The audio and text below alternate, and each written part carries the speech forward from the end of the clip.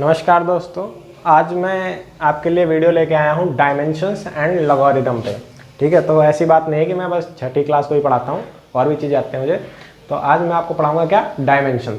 देखिए, डायमेंशन एक ऐसा चीज़ है ना जो 11th में जो बच्चे साइंस लेते हैं उनको लगता है क्या ही आ गया है।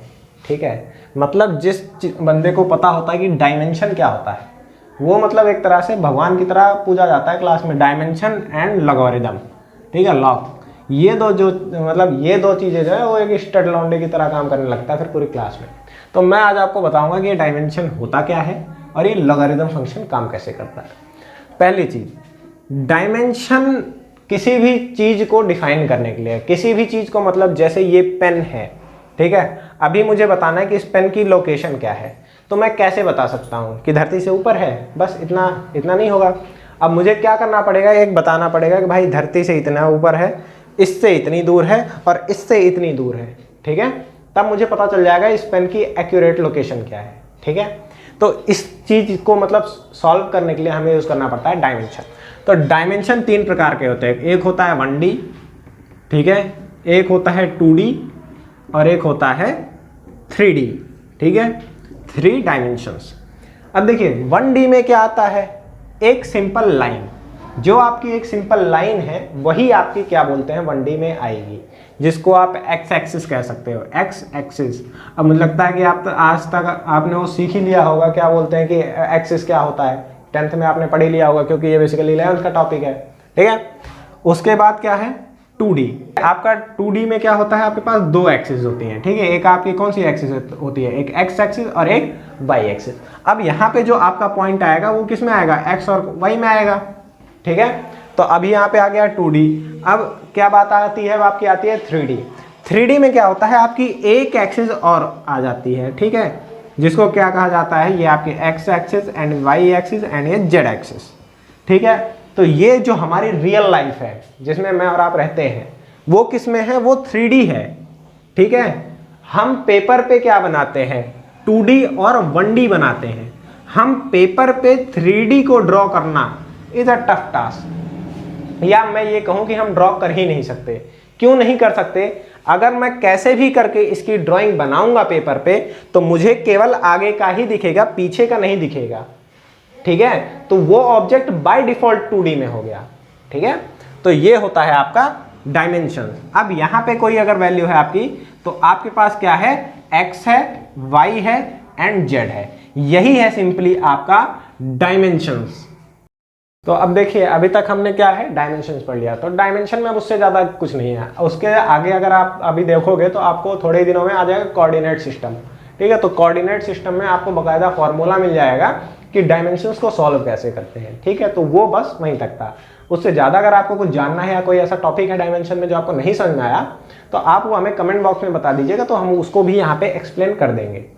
उसके बाद क्या है, लॉगरिथम। लॉग फंक्शन का हम लोग यूज इसलिए करते हैं ताकि जो बड़ी बड़ी चीजें हैं उनको हम सॉल्व कर सकें। ठीक है, अब जैसे मान लीजिए ये है आपका 3 की पावर 10।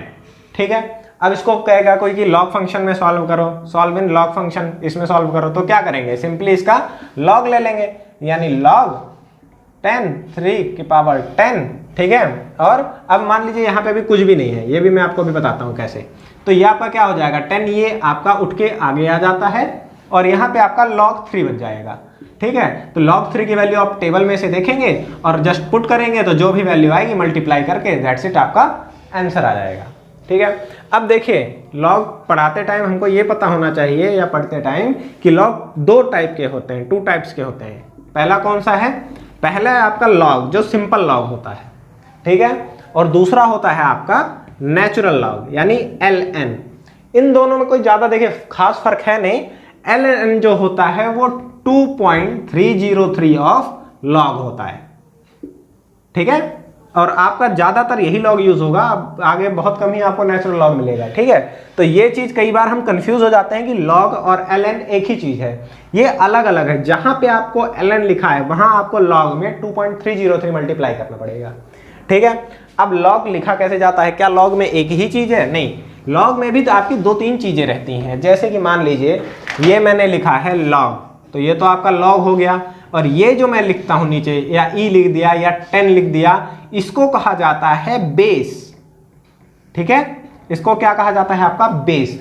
अब क्या है, कोई आपको मान लीजिए कहता है log बेस 10 है, ठीक है, तो log बेस 10 का मतलब ये जो 10 लिखा है वो यहां पे है। ठीक है, तो ये हो गया आपका log के कुछ फॉर्मूले भी होते हैं। ठीक है, जैसे log xy हो गया, log x और y है तो आप इसको कैसे करेंगे, log x plus log y। ठीक है, इस तरह आपको बहुत फॉर्मूले मिलेंगे।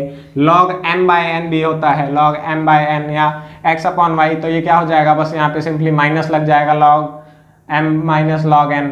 ठीक है, ये आपको ये दो फॉर्मूले तो मतलब हर दूसरे मिनट यूज करने पड़ेंगे जब आप सॉल्व करोगे लॉगरिथम फंक्शन को। ठीक है, अब उसके बाद क्या है, कुछ log की वैल्यूज हैं जो आपको याद रखनी पड़ेंगी हमेशा। ठीक है, क्योंकि आप उन चीजों के लिए क्या नहीं कर सकते बार बार, log टेबल तो आप जाके ढूंढोगे नहीं बार बार। तो log, जैसे log जब log 10 की वैल्यू 1 होती है। अब इसी में देखिए, इसी में एक और चीज है कि अगर log बेस x है और यहां पे भी x है तो ये वैल्यू हमेशा 1 आएगी। ठीक है, और क्या है, log 1 की वैल्यू आपकी 0 होती है। ठीक है, और log 0 की वैल्यू कितनी होती है, आप ये मुझे नहीं, चलो मैं बता ही देता हूं क्योंकि ये थोड़ा सा बड़ा आंसर है। तो log 0 की वैल्यू होती है इनफाइनाइट या अनडिफाइंड। अब ऐसा क्या, ऐसा मतलब हुआ क्यों, क्योंकि log में हम क्या कर रहे हैं, जो पावर में है, मान लीजिए x की log y है, ये मैं कर रहा हूं log, तो ये पावर आगे आ जा रही है। ठीक है, अब आप 0 में तो आप कुछ भी पावर करिए, क्या आएगा, हमेशा सॉल्व ही नहीं होगा, ये हमेशा यहीं पे रुका रहेगा। इसलिए इसका आंसर आता है नॉट डिफाइंड, क्योंकि आप पावर तो चेंज कर ही सकते हो। ठीक है, तो मुझे लगता है कि log 11th में जानने के लिए इतना सफिशिएंट है और इतना 12th के लिए भी सफिशिएंट है। ठीक है, इससे ज़्यादा आपको नहीं आएगा। और अगर आपको इसमें ऐसा कोई टॉपिक है जो ना समझ में आया तो मैं फिर कह रहा हूँ कि आप हमें बताइए कमेंट बॉक्स में, हम उस पर वीडियो बना देंगे। तो मैं इसी के साथ ये वीडियो ख़त्म करूँगा, और लाइक करिए, सब्सक्राइब करिए, शेयर करिए, ताकि हमें भी थोड़ी सी मोटिवेशन क्या है ना आती रहे।